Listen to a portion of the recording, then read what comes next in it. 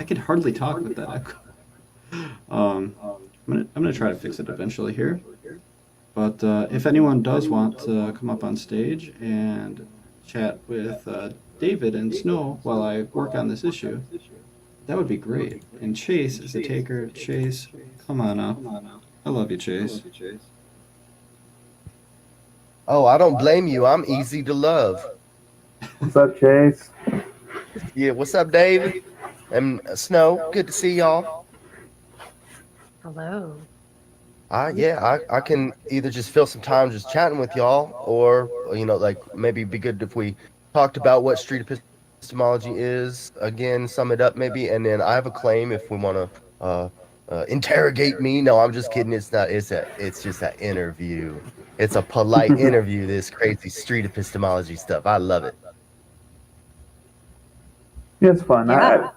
I like the way that it's focused more on discussing how we come to know what we know versus a competition to try to out talk the other person. And to me, it feels like it's working on the same team as somebody trying to figure out something versus win by embarrassing the other one almost. Yeah. And I feel there's room for a healthy debate every now and then, and it can be constructive, and as long as everybody's open-minded and willing to change if necessary, and just good-hearted and all that, I think it can be a good thing. But this is a totally different thing than a debate, and that's cool too. Snow, what are your thoughts on street epistemology, like what it is and what it accomplishes? I know you spoke a little bit about it earlier. I just think it gets to like the core. It helps people open up so they don't have to feel intimidated about their beliefs. It helps get to the core of the reason why they believe these things, and then maybe helps have them question that and alter it and make it better. Yeah, I think it's good for critical thinking skills and making sure we have good reasons for believing what we believe and all that. Chase, what's something important to you? What do you want to talk about? Gun violence. What do you mean by gun violence? Well, there's just too much of it, ain't there? And I reckon it might be in part because we got so many damn guns and such loose legislation around it and all. And so I think we might need to do something about that. I'm just not sure exactly what to do. But I guess my claim is, if I could put it into a sentence, would be that gun violence is a serious problem, and we need to, or maybe we need to take serious. How about we need serious gun reform, and maybe even ban some or all guns?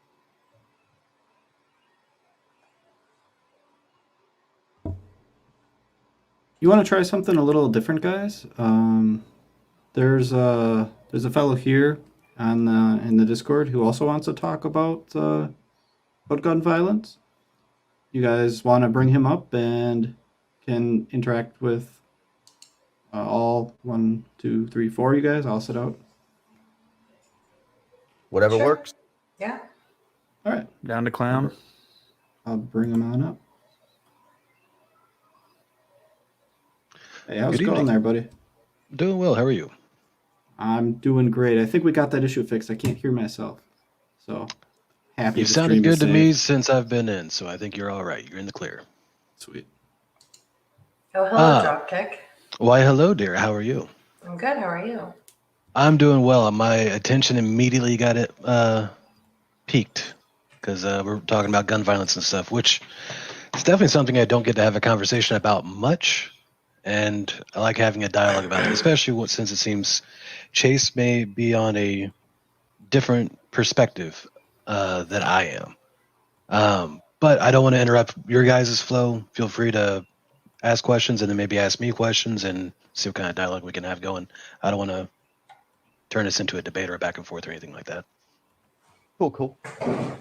Well, how do you define gun violence, Dropkick? So for me, gun violence would be used as I would consider it to be an unlawful and unnecessary use of firearms against another individual, or actually, I won't even specify just individual, even somebody going outside their house and just popping off some shots for just, shits and gigs is going to be considered gun violence in my book, just because that could have some repercussions. Does that definition sound in line with what you're thinking, Chase? To some degree, yeah, I think I agreed with a lot of that. I would just add, because I'm an animal rights activist, that I would add, use, even if it's legal, I think hunting is animal cruelty, for example. So I wouldn't say it should be legal, and I wouldn't condone it morally. So that, if you don't mind me asking a question on that, Chase, as far as hunting being animal cruelty, are you aware of why, for example, like when you hear people talk about it's deer season, why there's a specific season to hunt deers exclusively, or why that's a heightened thing? Are you familiar with that at all? Yeah, before we go down that road, because it could be a big thing, a long road that we could travel together on that one. Absolutely. And I wonder if it might just be something we want to talk about another time, perhaps. I'm down to, but it might be a thing we need to shelve in order to address what we're generally talking about with gun violence and the gun reform, typically talking about human on human violence. To put it a little more eloquently, we'd like to get down to the epistemology, the reason why you believe, and then maybe see why Chase has his reasons, see what your reasons are, and very good. Just go from there. Absolutely. I'm familiar with this Go ahead. space. I know we're all trying something different. I just want to make sure I'm always being respectful of the setting and the people putting on the show. Yeah, love and it. for me, Yeah. I kind of like how we're doing it so far of, having an SEer ask you a question, you drop kick a question, hearing your thoughts, and then hearing the SEer, come bring it back to me, and then we go back and forth like that, is working for me so far. Absolutely. I'm open to it. Okay. So I guess just quickly, just to kind of wrap up that, we can talk about that eventually, but about the deer hunting and whatnot, and overpopulation, invasive species, and other ways to maybe control it or prevent it from happening in the first place. But I was just kind of tacking that on as an extra to what you were saying, which I agreed with the most of, as far as the definition for gun violence being unlawful, and I guess accidental or negligent discharges. Well, I guess negligent discharges are illegal, but accidental ones are not, I would think. Right? It's just an accident. Correct. Yeah. And I'll also say that I'm not an expert in this issue, so but yeah. So I'm willing to learn and change my mind and stuff like that.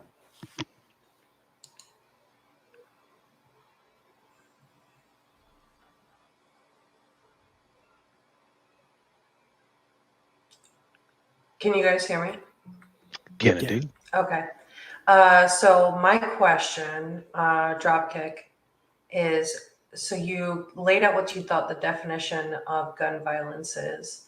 I'd like to know from the opposite spectrum, like what do you think is the benefit of guns and how does that outweigh the violence that we currently experience?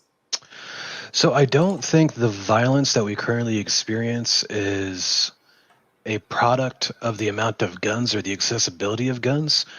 I think it's more of there's some causality there, but I think what it ultimately comes down to is the education and the culture around guns that's seen around guns. There maintains this very divisive culture around it where if education on it, proper education around things such as firearm safety and things along those lines go, if that becomes a priority, then what you're going to see is gun violence dramatically decrease.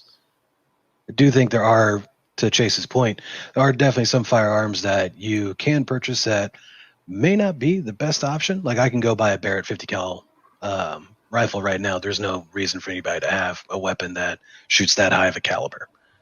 So something like that I think should definitely be restrictive, but they're like the AR platforms that people love to kind of like call out in these types of situations, there's virtually nothing wrong with people being able to own those as long as they're educated on them properly and trained on them properly.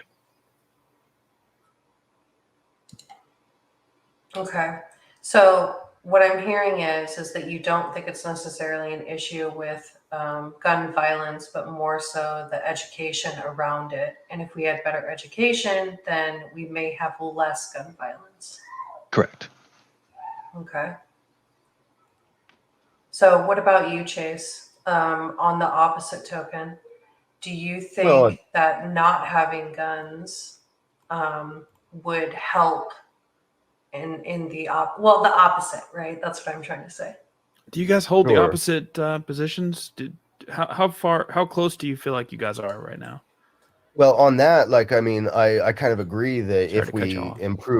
if we improved education and things like that, that would help a bunch, or to some degree. I'm not sure how much, maybe not a bunch, but it would help to some degree, probably.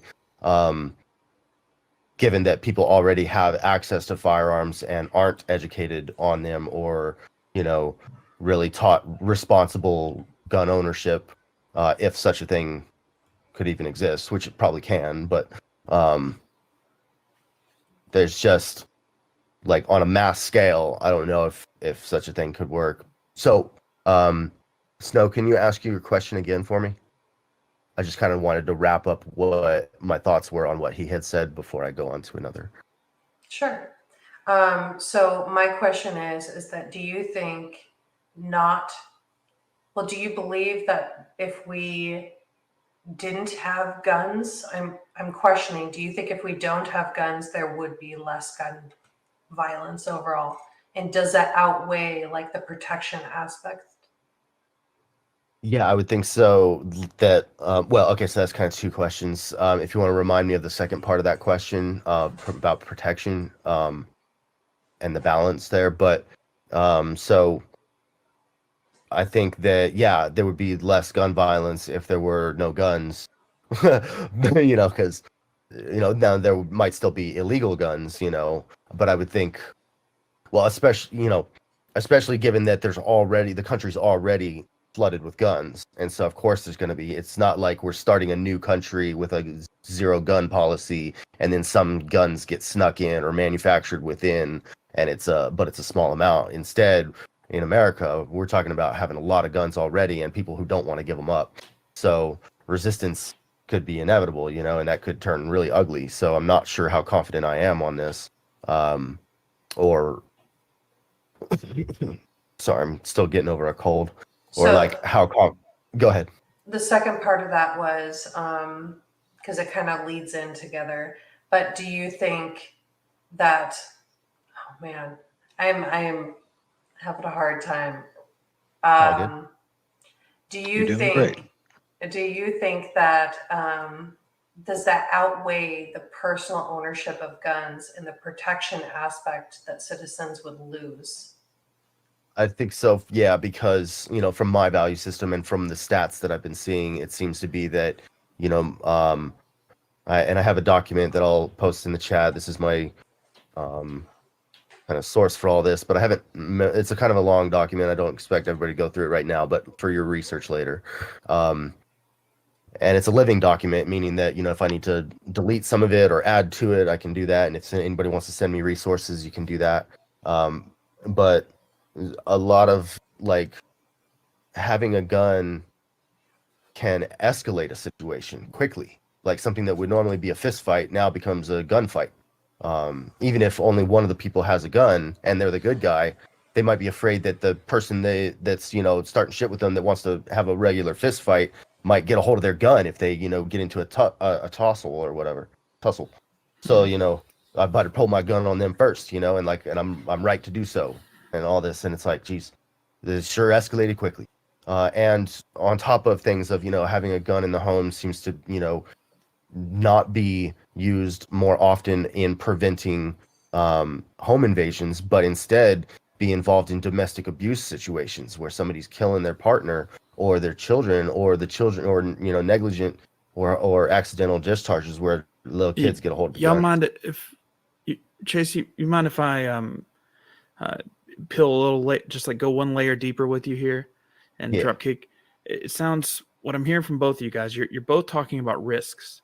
You're both saying that Chase, I believe you're saying like the risk of people using it in a way to harm other people who shouldn't be harmed, so to speak.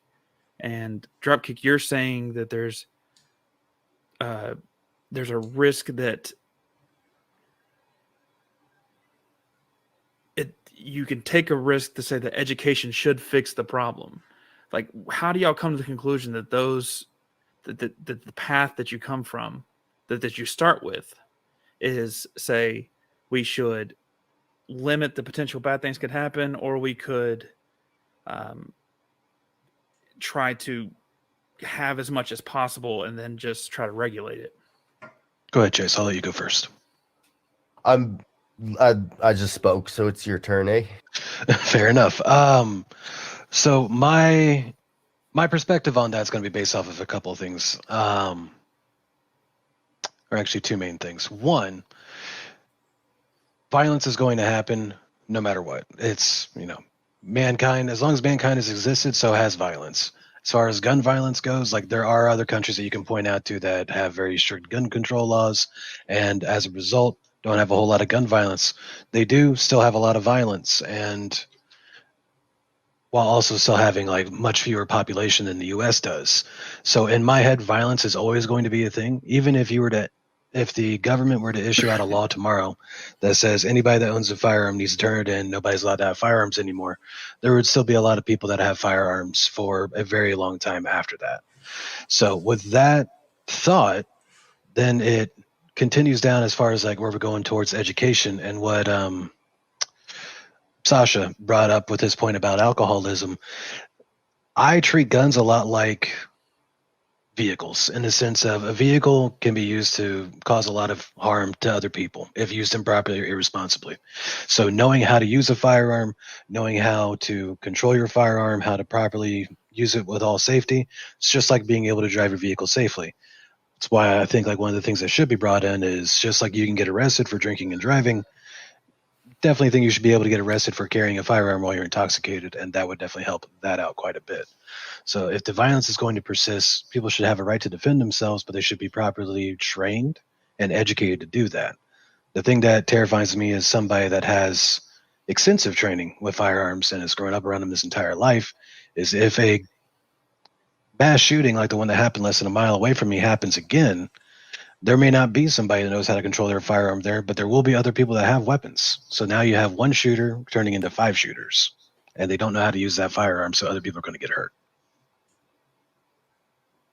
And I think I've seen, I need to be sure of this, so I'm saying it tentatively, but I guess we could phrase it as a question, like, if we were to find out that, most shootings, mass shootings are stopped by non-armed citizens as opposed to armed citizens or armed security or police, would that change our mind at all? I mean, it might change my mind on that specific part of the stance.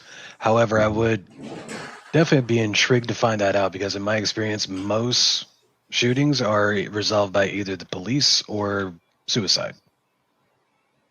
And it could also be, even if it was true what I was saying, it could be only because there weren't a bunch of people who were armed. Like, the people who stopped the mass shooting by tackling the guy would have used a gun if they'd had it, maybe, right? But then there's also the stray bullet problem. I've seen a lot of, cop videos of like cops trying to take out the bad guy and stray bullets taking out a little kid, Can I ask you guys, you guys heard of the term "still man" before? Maybe like the try to give to your best understanding why the other person comes to the conclusion they come to. Can you guys try to still man each other's position so we can guess? I want to know why you think Dropkick thinks the way he does, why you think Chase thinks the way he does. it might be a little difficult just because we're just getting to know each other and stuff and hearing each other's positions, but I Sure. could give it a shot.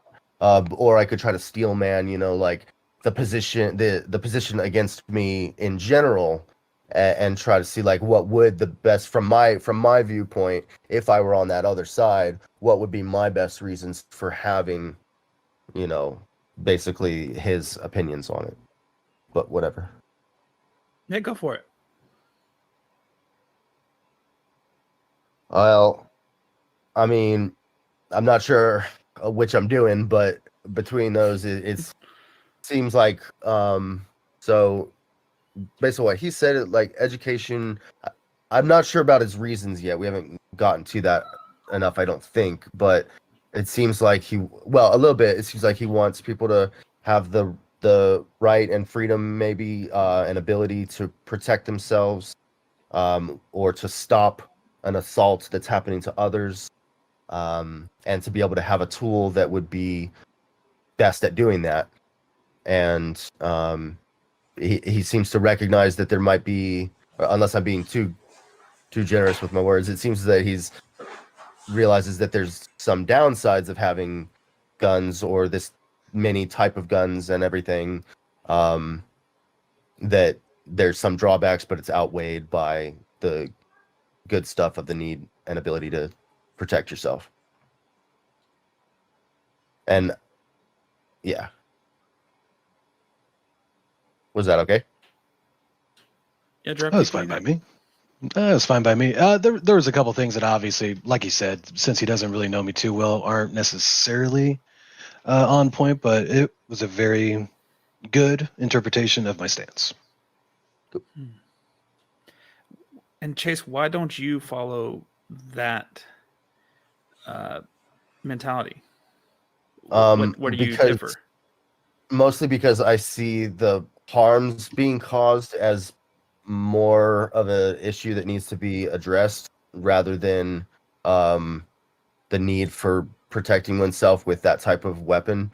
I think that I used to have a bunch of guns, got rid of them. I used to carry knives. Now I just carry some pepper spray, and that ain't nothing compared to a gun, but it's not likely I would pull out pepper spray against a gun. It's more like if somebody's coming at me with a knife, well, it's a good thing I got some pepper spray, or, but blah, blah, blah. It might come in handy someday, and helps keep a distance from somebody and stuff like that. You can get out of the way and with a cloud of smoke and all. But you can often de-escalate a situation where, most robberies, they're not trying to kill you, they're trying to rob you. But if you try to defend yourself, or it can escalate the thing. It sucks, and we should, I want to be able to protect myself, and I want to fight back. I have an anger problem. I like headbutting the bad guy, but sometimes we have to, restrain ourselves and not, so that's basically it. Yeah.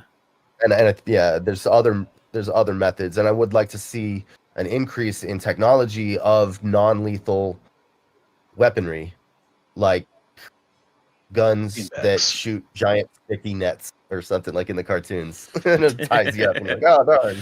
Chase, do you mind if I ask you a question? And if this is too personal of a question, definitely no hesitation towards turning it down. You mentioned that you have a bit of an anger problem and things along those lines. Do you feel like your apprehension towards firearms may have some kind of internal dialogue, like knowing I've got an anger problem? I feel like if I carry a firearm, I might be too tempted to use it in one of these kinds of situations? Yeah, either on somebody else, or more likely on myself. I have a suicide problem as well, but yeah. And a lot of people, if I had a gun, I probably would have used it most, likely. And a lot of time, and so it should be my right and all, and it's my life and all that. But nevertheless, it makes it easier to do, and because I don't want to, you don't want to mess it up. You don't want to not be successful and then be all messed up, So anyways, we're getting dark. Yeah, fair enough. I don't want to take up too much more of you guys' time. This was Chase's time, and I don't want to like feel like I'm stealing the show or anything like that. No. But I know Pierce and I think Veronica have both asked for an actual claim. The claim that I have, at least in regards to gun violence, is the government should continue to try and make common sense regulations about who can own and carry a firearm. However, I also want the addition that anybody that has either a concealed or open permit to carry said firearm, just like you have to renew your license every few years, every year you have to complete an 8-hour safety training course using that firearm. Yeah, and Literally stuff just like getting your that. plates renewed. Yeah, and I That's- like that. As good sense of more stronger gun reforms and for me as a transition process towards even stronger legislation against guns, if necessary. Because if what you're saying works super well and still provides people the ability to protect themselves, then I might be willing to budge.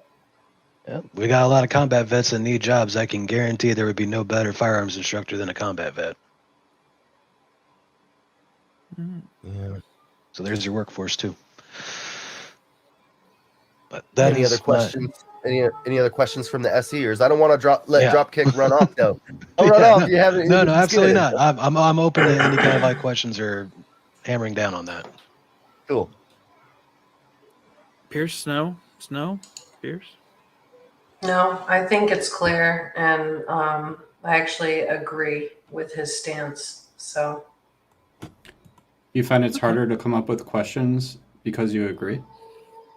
I do.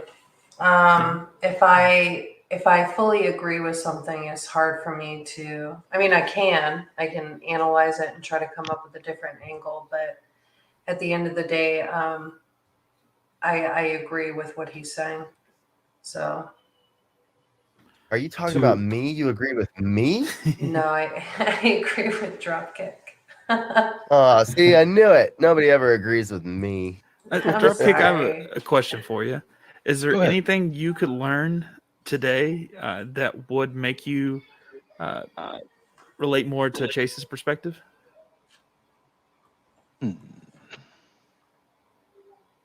See, that's tricky for me because I have to just while trying to see things from his perspective, which I actively do. I also have to see things from my own perspective. Like I've been, just to kind of like give a little bit of a rundown, spent 8 years active duty Army, deployed twice, wound up getting 3 Purple Hearts as a result. I've survived one mass shooting at a FedEx in Indiana a couple years ago where I was escorting people out the back door while the shooter was going off in the front of the area. I've seen someone, just like Chase brought up earlier and somebody else mentioned in the side chat, 2 drunk guys get into a fight. One pulled out a pistol and shot the other one about 5 feet in front of me. So I've definitely see things that for all intents and purposes would definitely push me closer towards that side. However, I still end up having a very fundamental belief in the stance that I have, just because I've seen what can happen when someone that has ill intent has a firearm and nobody else does, or the people that are around don't know how to use their firearms in that kind of situation. So it would be difficult for me to maneuver on it, but it's also not saying that I don't think that his stance is not valid, and I can't see where he's coming from on it. So it sounds like both of you guys, perhaps both of you guys, I don't want to speak for anybody. It sounds like you've come to your stance because of this personal experience, those absolutely intense situations, obviously. And Chase might have had some other experiences that maybe he calls to. I don't know. Well, to be clear, I do have my personal experiences, but my position is more based on this data that I looked at that I'll post again in the chat. Okay. Yeah. Gotcha. Okay. Hypothetically, if Chase or somebody else, maybe David, whoever, if they were to have a personal experience that was a little bit different, let's say they never had these experiences, and Okay, they go.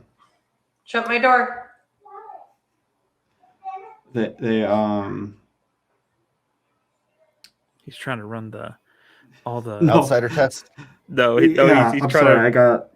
manage Got- the YouTube feed and everything. He's Yeah. working. He's I think working Snow hard muted person. in Discord. You guys can't hear her, but I can hear her, and the stream can hear her. I'm sorry. I did It's okay. not know Oh, that. really? Yeah, I Yeah. can't hear Snow So if Snow's talking. it just threw me off completely. Oh. Okay, dropkick. Let me It's all good. restart. Let's start fresh again. Go ahead. So, you call upon this personal experience to get to your position. It sounds like.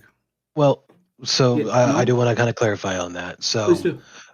the personal experiences more or less reinforce the things that I've researched, that I've studied, that working with people, especially like law enforcement, things along those lines, like having conversations, going out and actually, it's pretty much you have a stance, you want to be able to validate it, so you're going to go validate it or disprove it, depending on like if you're right or wrong. It's really kind of comes down to how much like work you put into it. So it's not just a matter of like I've seen and experienced these things, so thus I believe this. It's more I've seen these things happen. I've seen where the issue lies. I've had conversations with people about them, and that's kind of like ends up being the end result. Now, granted, there's going to be some kind of confirmation bias built into that, because I think everybody that has a stance on anything, when you go out to research it, you have to acknowledge a confirmation bias. Like if you're just being an honest person, you're going to have to. But Yeah. there are things that can back it up. I just don't want to turn everything into like a big debate stance or anything along those lines. Yeah. Yeah, that's Sure. cool. And Pierce, before you move on, is it okay if I just say real quick what would be cool for me is to know Dropkick's position on like we've been kind of mostly talking about it like in the US where we've already got a bunch of guns. But what if like would you have the same position if the situation was more that we were creating a new country from the ground up with new laws and deciding whether or not to allow or manufacture guns in that country? Would you have the same position or 100%. that just okay? Absolutely. Common sense gun laws, proper training for the citizens that are going to have that. If not for any other reason, then the Russia and Ukraine situation is kind of a good example right now. Like even for a small country, a fledgling country, that means that country is going to be under threat. And at some point, which is why the Second Amendment came into play in the first place for the U.S., the people may end up having to defend themselves against some kind of foreign force or a tyrannical government in general. Yeah, I hear that. I know what you're saying. And it's a tough one. I guess Oh, I yeah. just hope that we can come up with better ways of dealing with our problems with others, either through nonviolence or through non-lethal violence. I do too, But- but people have been killing each other over stupid stuff for a very long time, so I don't think that's going to happen, unfortunately. For sure, but I also don't want to make a nirvana fallacy where we say, we can't make the world perfect, therefore we shouldn't even try. But I know you're not saying that because you do want better regulation and reform and stuff. Oh, yeah, absolutely. Okay, You sorry, go guys- ahead, Pierce. Do you guys understand each other's position better than you did, let's say, at the beginning of the conversation? Absolutely. Well, yeah, because I didn't know his position, but also That's like true. it's just in general, like the opposing arguments that could be made. Yeah, it's good to hear them out better, and from a different source. And him speaking as somebody who has a lot of experience with guns and with being in the military and working with the police and things like this. Is a different perspective from mine, which is more from the reformed criminal aspect. I'll pass the bar on one of those as well. No, and I always enjoy talking to people that have as polar opposite of a perspective as I do. I mean, I'm a pagan that goes to church every Sunday, so something in it for me as far as like being around people that have different perspectives. It's always kind of good just because it either helps reinforce or at least adjust my own stance, which seems to be what SC is all about.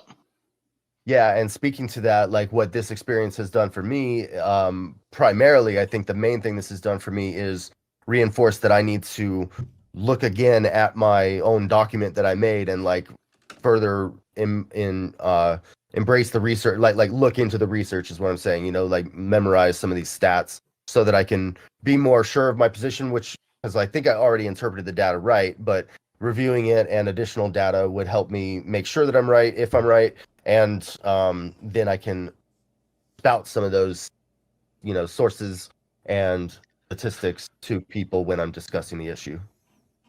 If I could make a suggestion in that regard too, just because I'm a fan of always going to the quote unquote experts. If you get an opportunity to try and talk to somebody that actually advocates for things that I'm talking about, which I just talk about it, but there's people that actually put in work to try and pass like laws and reformations and things like that, might help you get a little bit more data that would help refute points and flesh out your research a little bit. Cool. Thanks. All right, I think maybe this conversation came to a natural end here. So let's. Can I throw in one more thing that I kind of think is important that needs to be touched on? Sure. I just want to put a reminder out there because it did get a little deep there for a second in something that someone was saying up here. If you are ever in a situation where you feel that you are not of the best mindset, please go seek help and reach out and do what you have to do because life is worth it. Usually, yeah. I've called the suicide hotline many times, and they're very helpful, kind folks. So I recommend it. Yep. Appreciate you guys. Yeah, cool. Thanks for coming up. I will kick myself off before Snow has a chance to do it. I already did it. Okay.